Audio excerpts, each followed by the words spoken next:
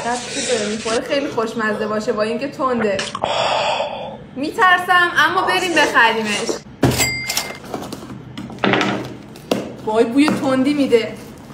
وای خدای من خیلی استرس دارم. بریم تستش کنیم. نودلمون آماده شد. وای از استرس دستام عرق کرده.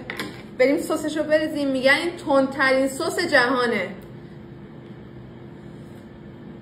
من همیشه از فلفل فراریم. هیچ وقت غذای تند رو نمیتونم بخورم. نمیدونم چرا دارم همچین ریسکی رو میکنم. خدایا به امید تو.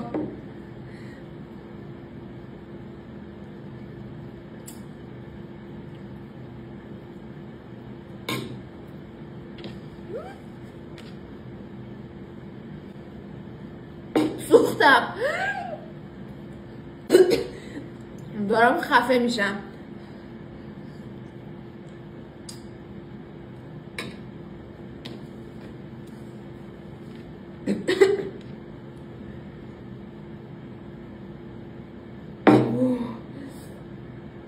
اوه خیلی تنده.